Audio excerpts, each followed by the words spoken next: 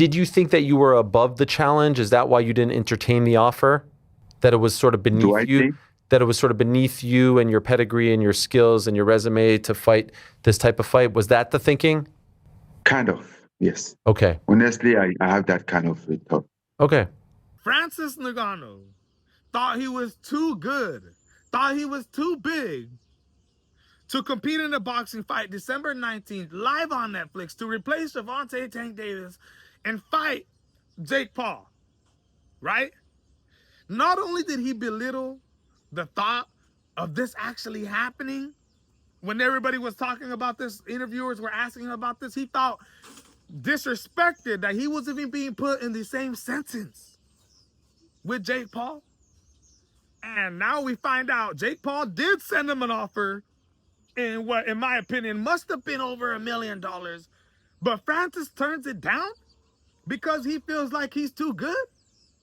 When former unified heavyweight champion Anthony Joshua, former boxers Edgar Berlanga and Ryan Garcia, all these guys were trying to get a fight with Jake Paul, next man up. But for some reason, Francis thinks he's too good. You guys, this was a guy who left the UFC for bigger, better things, was going to get one of the biggest contracts in UFC history, was going to get the biggest contract in UFC history, but turns it down because decides he wants freedom. Now, at the time, we didn't know all the, aggressive things that Francis was doing with Dana White and these people, but maybe that was part of the reason why he left, but he wanted more freedom. He signs a deal with the PFL, and, this deal looks absolutely lucrative, right? It's a seven-figure payouts for 2 different fights. It said 2 to 3 different fights, which we know now is only a 2-fight deal because we know PFL doesn't want to continue with this.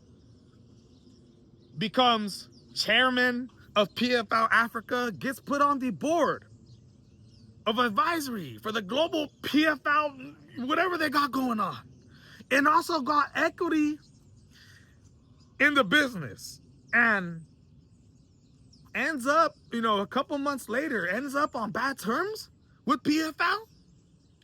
This guy had something totally different in mind when it came to the, PFL Africa, PFL going over there and putting on these fights in Africa. He had something completely different. And I understand what he wanted is what he wanted, but the PFL went a different route. And because of this, when they had their first event in Africa, the PFL, Francis Ngannou was not even there. And he's the chairman of PFL. He wasn't there because him and the PFL were not seen in line. He did not like the event. It didn't go the way it was going to go, okay? Look at Francis Ngannou's career, man. He's only fought 2 times since October of 2023, right? Being absolutely deliberated by Anthony Joshua and then knocking out Renan Ferrer in his PFL debut, which was what, almost a year and a half ago. And now we have a PFL heavyweight championship fight that's taking place this Saturday between Nemkov and Renan Ferrer, a fighter he just beat. But he's not involved? Why aren't you fighting this weekend? Like, they have a heavyweight title that they're instituting now. Why aren't you fighting Vadim Nemkov? Why don't you ask them? I don't know. Okay. I just tell you that I didn't know. I wasn't even aware of that fight. As of right this moment, have they offered you anything? Nope. The PFL, the new CEO, hasn't even made contact with Francis, informing him to show up to this event this Saturday because you are going to be next in line, informing him that he will be fighting the winners out of Nemkov and Renan Ferrer. No. Nothing has been done with Francis. It's been a year and a half, and I guarantee you he will not be fighting in the next 6 months. And reason is because he did this deal with the PFL, and now it looks like it's going completely south.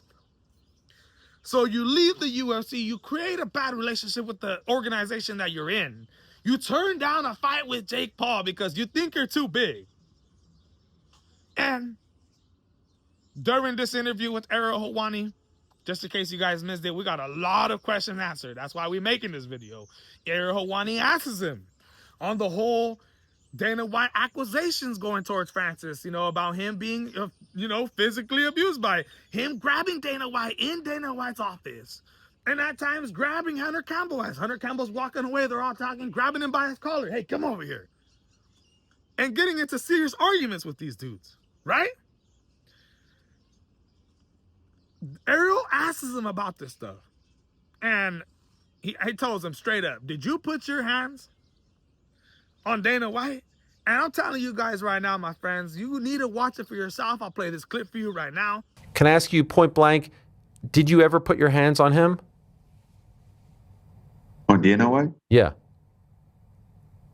Well, then he must be the only person that I ever put my hand on. Well, he said you and he said you did it with him and Hunter Campbell, where you grabbed his collar. In his office, that's what he said, right? You let me know whether or not you think Francis actually did this, because as he's talking to Ariel and as they continue to talk in the interview, he doesn't defend himself. Not realistically. Yes, he brings up, oh, there's cameras in the room, right? But then Ariel tells him right after, oh, so Dana White should bring up these cameras? And Francis is like, no, he shouldn't do none of that. This isn't court. And in my opinion, I just feel like Francis Ngannou definitely did this, my friends. He definitely is putting his hands on Dana White and Hunter Campbell. And to finish the interview off with Ariel Helwani, Ariel asks him, in 2026, what are the 2 fights that you want most? What do you see yourself doing? And he says, John Jones and the bronze bomber Deontay Wilder to this day. And I'm telling you guys right now, man, if he gets a fight with Deontay Wilder, oh my God, it's going to be a blessing, okay? A blessing. Because I've actually seen Deontay Wilder face off with Andy Ruiz Jr. in the recent while. I've seen him in talks with Alexander Usyk for in the future in recent while. What I do not see is him fighting Francis Ngannou, in my opinion. I think it's a great fight. I think it's a great fight for Francis. Deontay too, he'll get some pay. Might be necessarily easy for him. We'll see. But the other person that he said was John Jones. Stop mentioning John Jones. I'm telling you guys right now, I don't think Francis Ngannou realizes how bad he is in with the UFC and Dana White. I really don't see him getting a fight with John Jones in 2026 or even 2027. I do not see it unless John Jones retires and decides to have some type of boxing fight outside of the UFC or something like that. But I just don't see it, my friends. Watching Francis Ngannou answer all these questions with Ariel Helwani, I feel like we finally got some answers, but it's not the answers that we were looking for. Even when Francis was getting interviewed by Ariel, he seemed like he was getting a little annoyed by the questions that Ariel was asking. But at the end of the day, we need to know all this. Francis Ngannou, just accidentally murdered a woman by hitting her with his motorcycle while she was crossing the street. He didn't see her, okay? And has built and put his hands, bad relationships on Dana White, Hunter Campbell, denied a fight with Jake Paul for whatever reasons because he thinks he's bigger.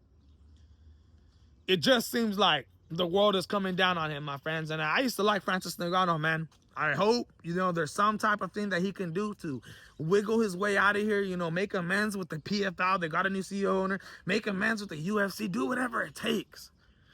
But it's absolutely ridiculous, my guys. My name is Alex Ramos. This is the MMA Boxing Addicts channel. If you like the video, subscribe.